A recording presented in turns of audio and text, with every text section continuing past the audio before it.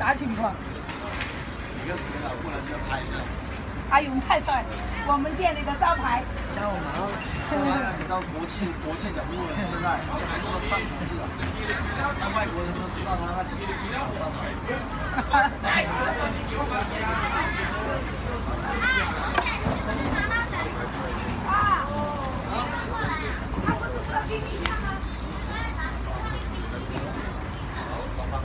ওটা হচ্ছে মুলি পাতানো